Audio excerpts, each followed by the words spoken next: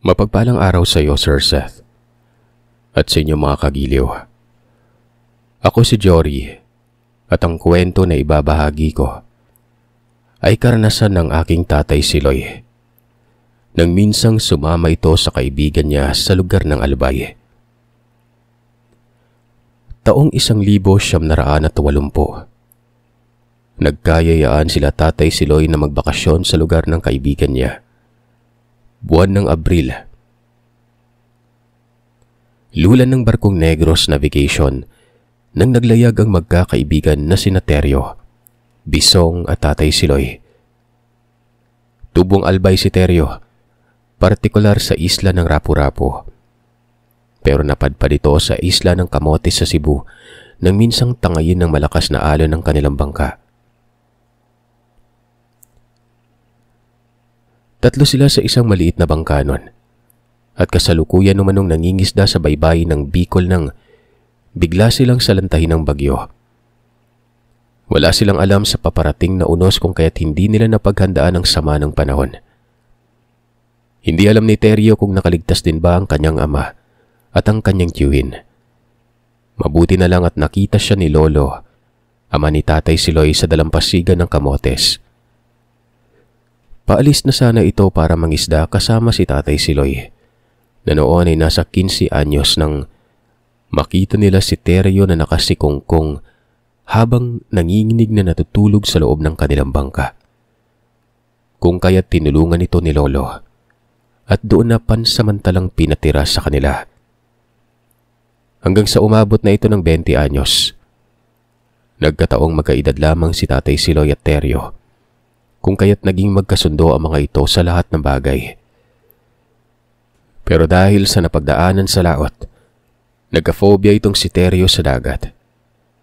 Takot na takot ito kapag nakakakita ng dagat man o ilog, o kahit na sapa. Bumabalik sa kanya ang trauma na kanyang pinagdaanan. Kung kaya't gano'n na lang ang awa ng Lolo Pino at Lola Aida sa kanya.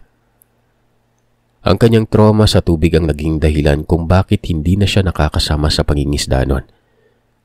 Kung kaya't kung ano-anong trabaho na lamang ang kanyang ginagawa sa may komunidad. Minsan ay nagiging kargador na lamang ito sa palengke.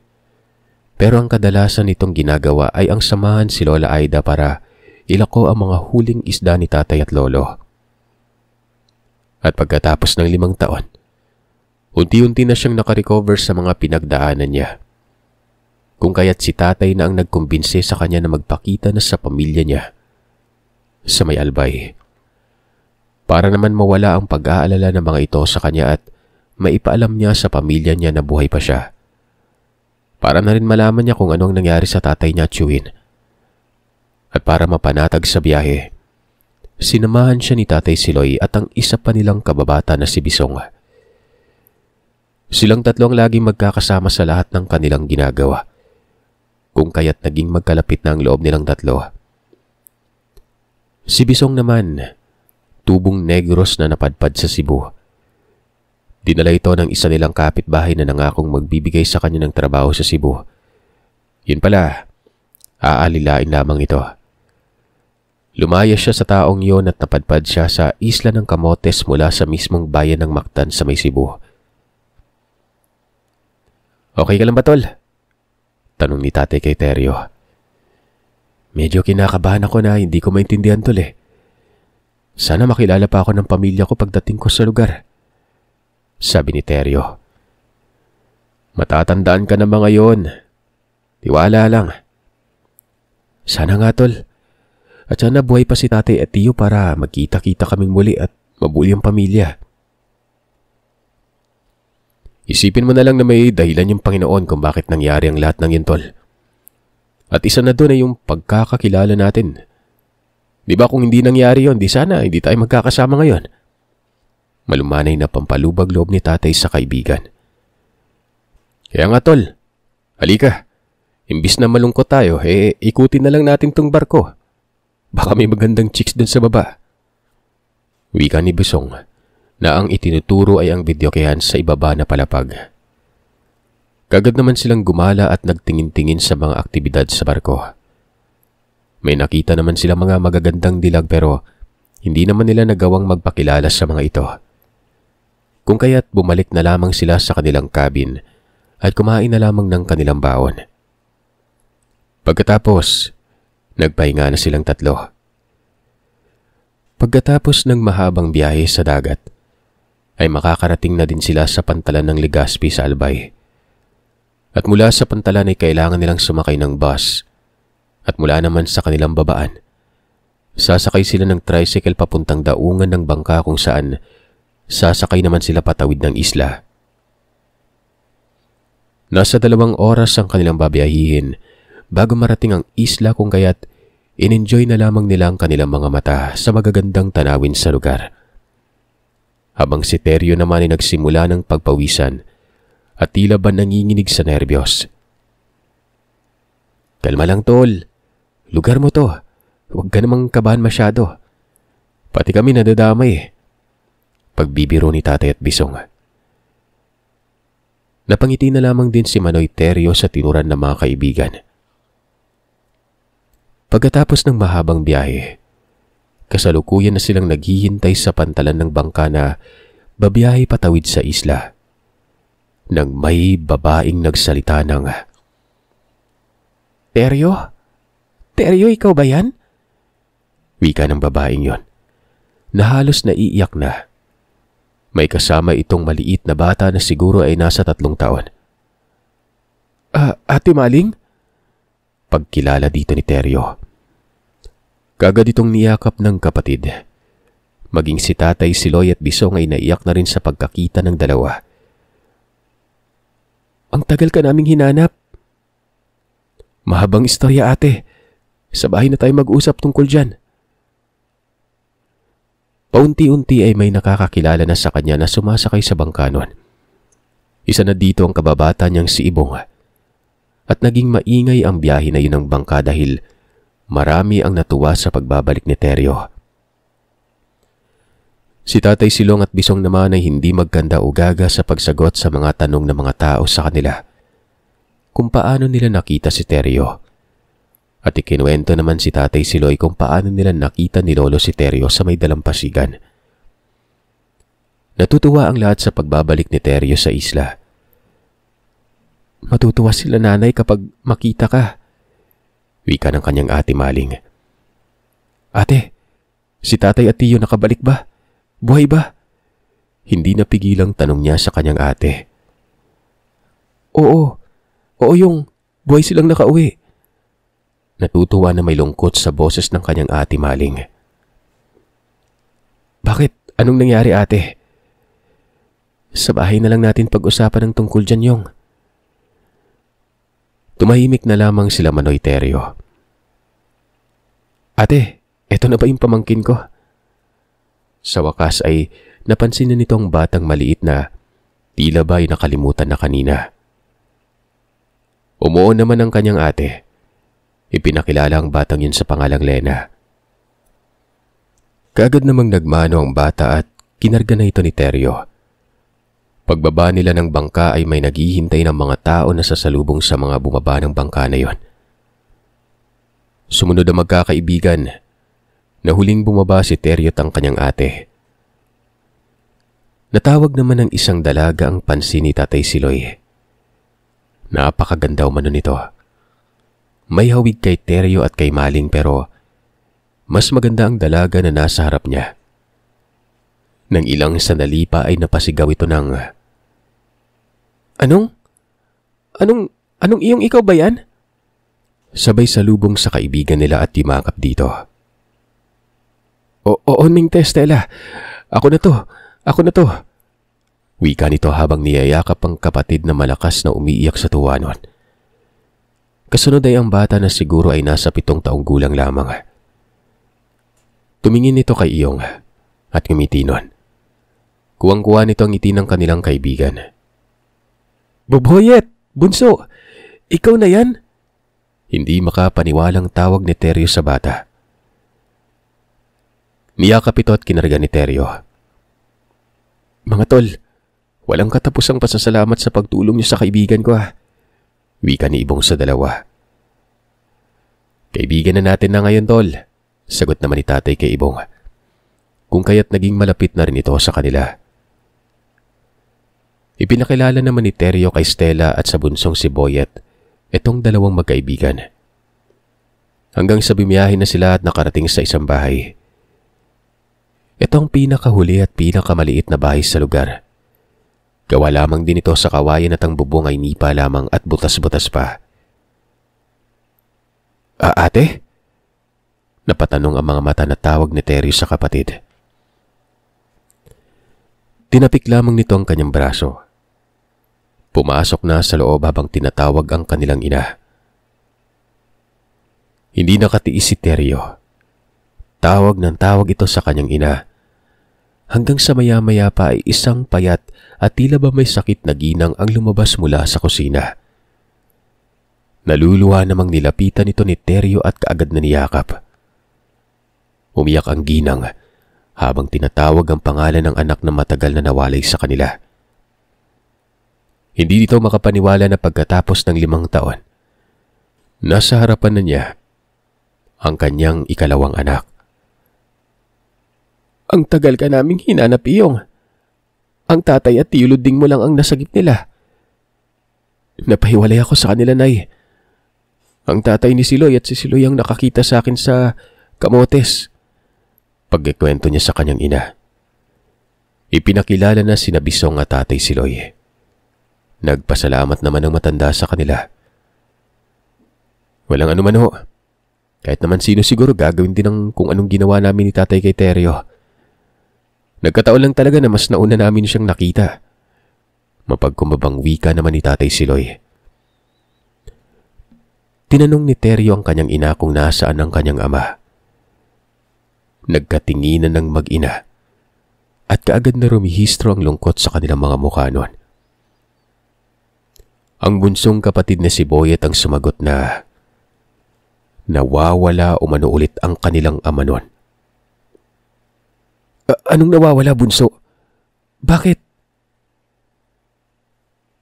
Doon na pag-alaman na binenta pala ng kanilang ina ang bahay. May bahay pala sila at lupa noon. Napatungo naman si Teryo sa sinabi ng kapatid. Kaya nga, bunso, saan na ba yun? Ayun, iba na po yung nagmamay-ari. Ginipit kasi si tatay. Umutang po siya para ipahanap ka. At yung lupa at bahay yung binenta niya para ipahanap ka. Sagot ni Stella sa kapatid noon. Humingi ng tawad si Teryo sa kanila. Hindi niya akalain na gano'n ang nangyari sa pamilya nila.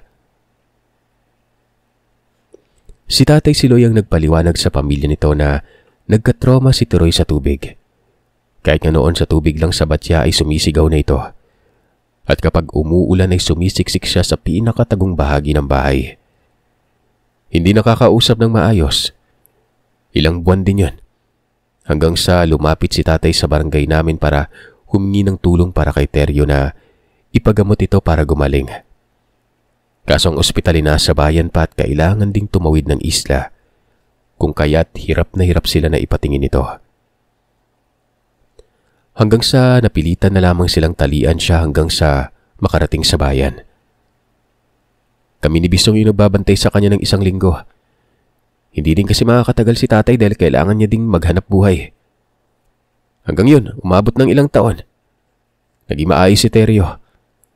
At nung alam na namin na magaling na talaga, doon na po kami nagsimulang mag-ipon para makauwi siya dito.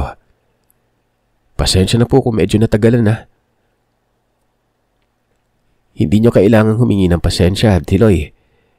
Kami ngang may utang na loob sa inyo ni Bisong sa pagtatyaga at pagtulong nyo sa anak ko eh. Lalo ng ama mo. Teka sandali, Stella. Nakapagluto ka na ba? Baka nagugutom na yung mga bisita natin. Wika ni Maling. Ate, lugaw lang po yung nailuto ko. Wala tayong bigas. Napayuko naman si Maling na nahihiya. Ganon din ang kanilang ina na nakayakap pa rin kay Teryo. Nako, wag na kayo mag-abala, ate. Wika ni Siloy, sabay bukas sa karton na dalan nila na may lamang mga groceries na pinamili nila sa bayan. Ibinigay niya ito kay Maling sabay sabi na ito na ang bahalang pumili kung ano ang lulutuin. Sabay baling kay Stella at Kumitinon. Halika, Stella, Samahan mo ako. May mabibilan ba ng bigas dito? Bibili tayo. Wika ni tatay kay Stella noon. Nahiya namang tumango ang dalaga at nagpatayunan na sa paglalakad. Sama ako kay Kuya Siloy, wika ni Boyet. Halika. Tol Bisong, dito ka lang ba? Sama na din ako, tol. Sabay na tumayo na rin si Bisong. Sa daan ay nakasalubong nila si Ibong na papunta na din sa bahay nila Teryo. Uy, saan lakad yung mga tol? Sa tindahan, tol. Bibili ng bigas. Pagdating sa tindahan ay kaagad naman silang nakabili. Bumili na rin sila ng gaas para sa kanilang gasera. Nakasunod naman ang mga mata ng mga kapitbahay sa kanila. Mabilis na lumipas ang oras sa tapunan na. Habang kumakain ay napag-usapan nila ang kanilang ama. At doon nila nalaman na ang kanilang ama ay nagtatrabaho sa tao na inutangan nito. Sa kabilang pulo ito nakatira. Nagtitinda ang mga ito ng karne sa bayan. Pero ang tirahan ng mga ito ay nasa kabilang pulo na medyo liblib na rin umano. Maging ang nanay at mga kapatid ni Teryo ay hindi alam ng mga ito kung bakit doon nakatira ang pamilyang yon. At doon din nila dinala ang ama nila para magtrabaho. May kuro-kuro na silang naririnig tungkol sa isla na yon pero hindi naman ito napapansin ng mga tao, lalo na sila. Walang lumalapit sa isla na yon. Hindi nila alam kung bakit pero sabi ng mga napapalapit sa lugar, ang lahat ng nakapasok doon ay hindi na nakakabalik pa. Si tatay. Ina nga kuya hindi siya nakabalik. Pinapanalangin na lang namin na sana buhay pa ito at nagtatrabaho lang doon. Itong lupain na kinatitirikan ng kubo nay, kanino to? Tanong ni Teryo sa ina. Sinabi naman ito na ibinigay na ito ng dating nagmamay-ari ng lupa. Ipinakita nito sa amin ang kasulatan na nakasaad na donasyon ng lupa na yon para sa mga dating manggagawa ng may-ari ng lupa na ito. Umalis na kasi ang mga ito papuntang Amerika at bilang pasasalamat sa matapat nila mga tauhan ay ibinigay nito ang bahagi ng kanilang lupain kung saang 20 katao ang maghahati-hati sa lupain na yon.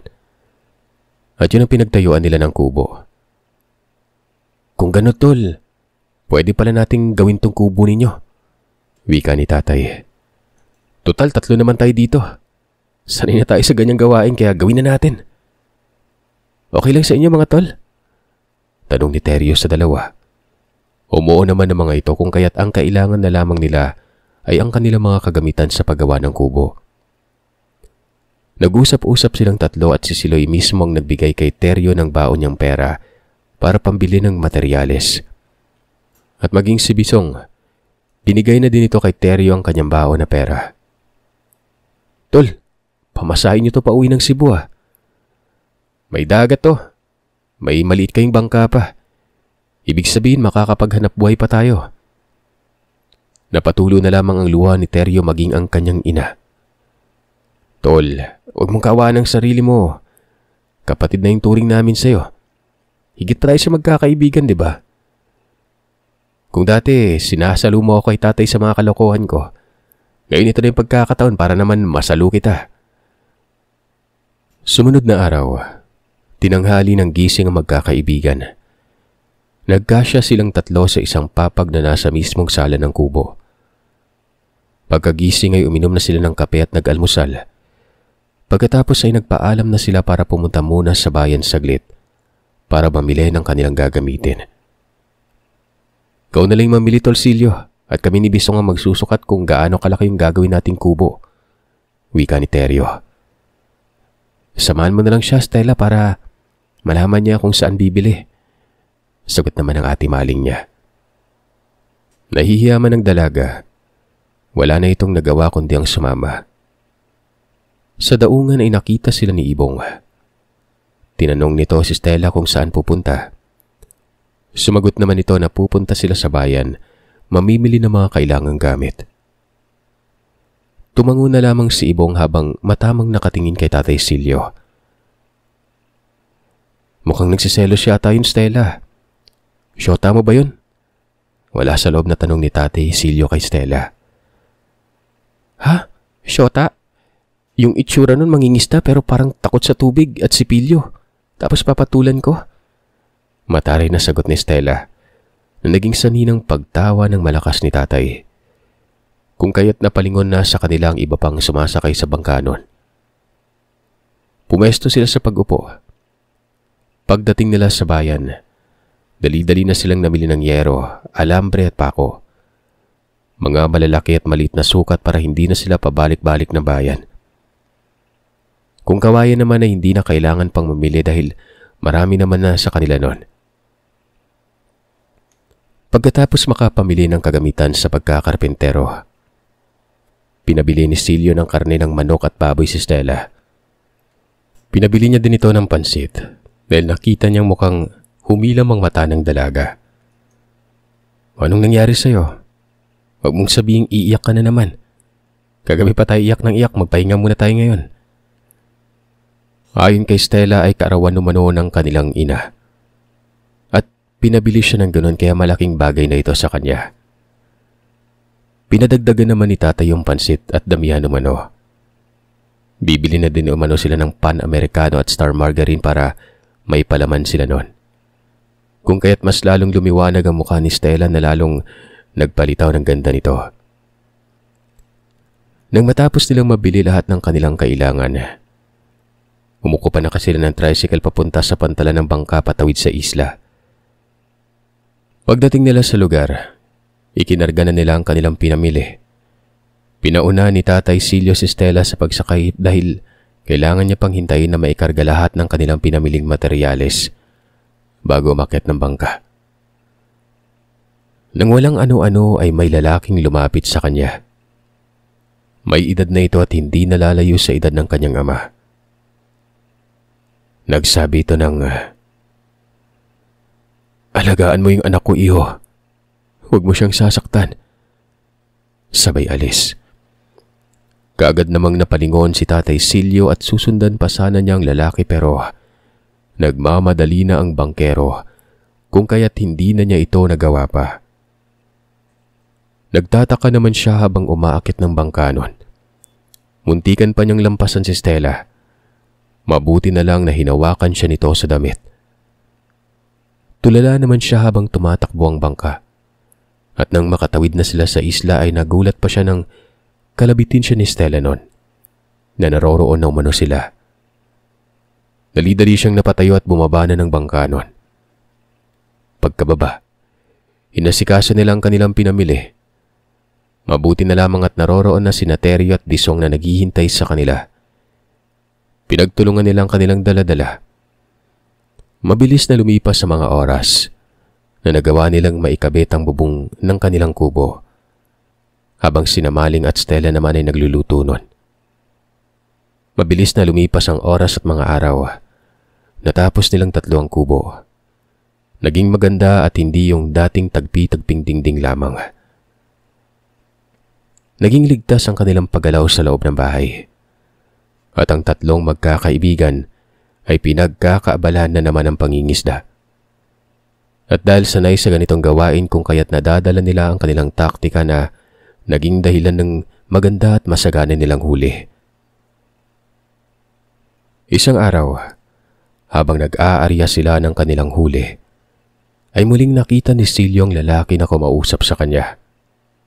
Kung kaya't kaagad niya itong hinabol at kinausap. "Bakit mo ako nilapitan?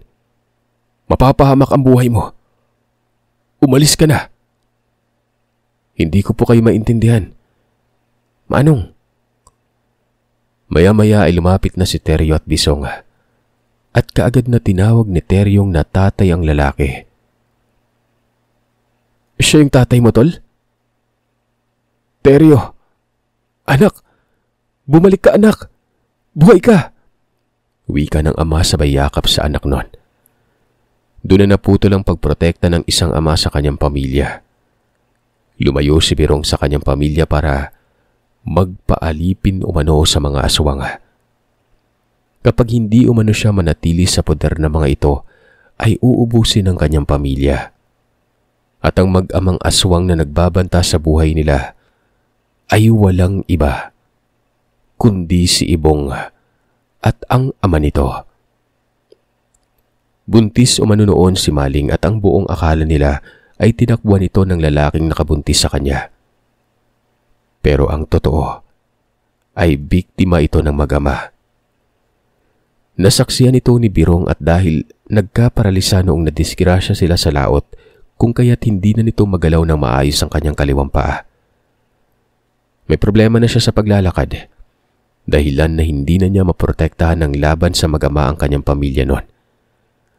At dahil sa hindi nga tumatalo ng mga tao sa kanilang lugar ito, imbis na patay nila si Birong ay ginawa na lamang nila yung alipin. Lalo na't may gusto si Ibong kay Stella. At dahil sa kumpiyansang nasa isla lamang si Stella kung kaya't hinahayaan niya lamang ito. Hindi niya naman naisip na buhay pa pala si Teryo. Nagpaplano na siyang bibiktimahin ng 2 dayo kung kaya't ilang araw na siyang umaaligid sa isla na yon. Nakangisi itong nakatingin sa mag-amang nagyayakapan habang nanggigigil naman kung tumitig kina Silyo at Bisong. Wala nang magawa si Birong kung hindi ang sumama na sa anak pauwi nun. Ang magkaibigang Silyo at Bisong ang nagbitbit ng mga huli nila pauwi. 2 balde na may saktuang laki ng mga isda ang huli nila. Bago tuluyang makapasok sa bahay, ay nalingunan ni Silyo si Ibong na nanggigigil na mukha habang namumula ang mga matang nakatingin sa kanila. Mukhang hindi magiging maganda yung magiging tulog natin mamaya, tol. Iwika ni Silyo kay Bisong. Bakit, tol? Basta. Pagkapasok sa bahay, nabutan na naman nilang nagsisiyakan ng mga mag-anak.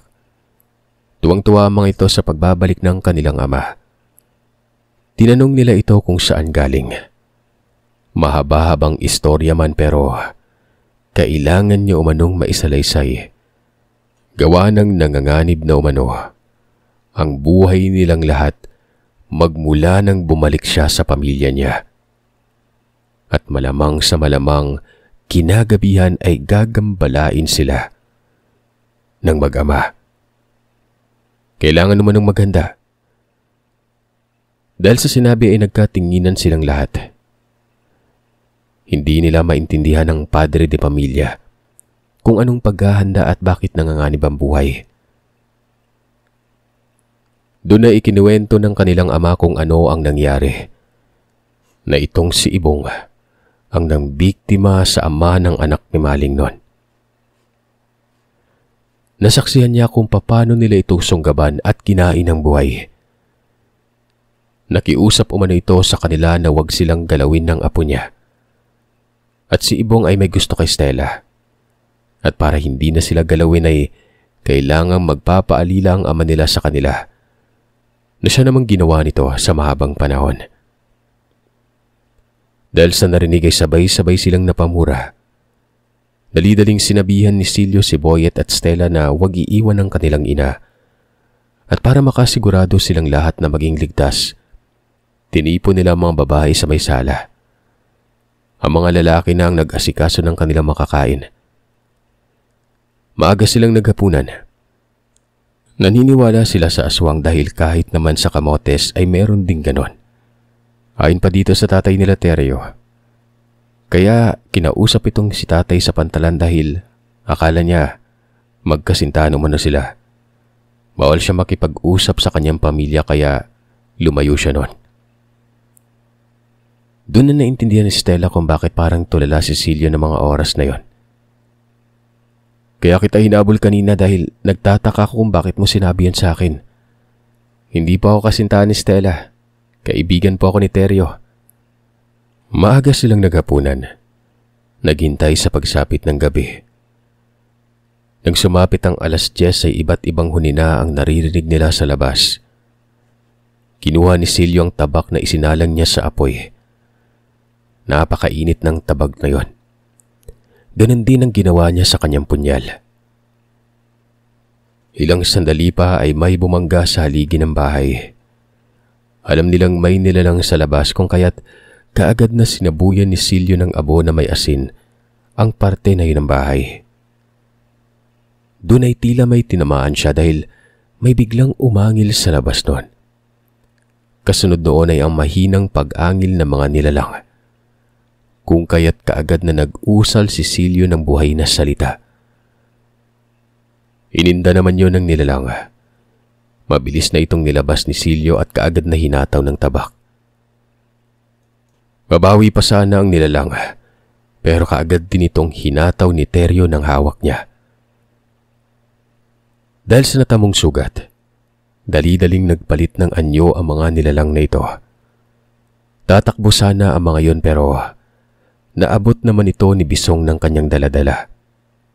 Hinataw niya ito ng hinataw at ang isa ay bumalik na sa pagiging anyong tao. Nagmakaawa ito na pakawalan silang mag-ama. Pero hindi na ito pinakinggan pa ni Silyo at siya na mismo ang tumapos sa buhay nito. Dinala nila ang katawan sa may dalampasigan. Pinagtulungan nila itong tatlo na dalhin doon. Isinakay sa bangka. Nilagyan ng malalaking bato ang loob ng sako. Dinala ang bangka sa gitnang bahagi ng dagat kung saan walang lumalapit para mangisda. Dahil sa sinasabing doon ang lugar ng mga malalaking pating noon. Doon nila inihulog ang sako na pinagsidlan nila ng bangkay ng mga nilalang.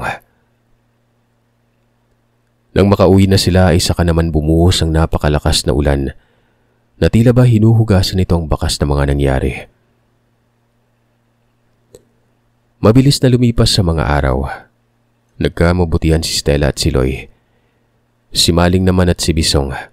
Ganun din. Napapangiti na lamang si Teryo dahil ang kinikilala niyang kapatid at mga matalik na kaibigan. Ngayon ay naging bayaw na niya. Dinala nila ang buong pamilya ni Teryo pabalik ng Cebu para ipakilala sa kanyang mga magulang at buong angkan. Si Bisong naman ay naglakas loob na umuwi sa Negros kasama si Maling at ipinakilala niya sa kanyang mga magulang na anak nito ang noon ay mag-aapat na taong gulang na batang babae. Nagbakasyon lamang sila doon at bumalik sila ng Cebu kasama ng ama't ina ni Bisong. At doon ay dinaos ang kasal sa lugar ni Silyo. Pero kagaya ng ibang pangyayari, hindi lahat ng nagkakasama ay lubusang naging masaya. Isang linggo lamang ang lumipas matapos maikasal ang anak. Nagkasakit ang tatay ni Teryo. Ipinadoktor naman nila ito sa Cebu pero normal naman ang lahat nun. At nang pinatingnan nila ito sa albularyo, nalaman nila na niyanggaw ang kanilang ama. Pero hindi umano tinatanggap ng sistema nito ang nilalang. Kung kaya't kinakain ito ang kanyang mga laman loob. Sanhi ng pagkakasakit nito at pagkalaso ng sarili. Hindi na ito nagapan pa dahil matagal na umano sa kanyang katawan ang yanggaw na yon. Mahirap man tanggapin ay mas pinili na lamang ng pamilya na ipaubaya na sa manggagamot ang paghinto sa paghihirap ng kanilang ama. Nung araw din na mismo na yon, sa pilitang kinuha ng manggagamot sa katawan nito ang isang tila ba maliit na bayawak sa loob ng kanyang kalamnan. Namatay ang tatay ni Teryo at dahil sa Cebu ito namatay ay doon na lamang din nila ito nilibing. Hindi na bumalik pa ang mag-anak sa may Albay. Samantalang si Bisong at Maling naman ay lumipat na sa Negros dahil binigyan sila ng kabuhayan ng mga magulang doon ni Teryo. At paminsan-minsan ay bumabalik silang Cebu para magbakasyon.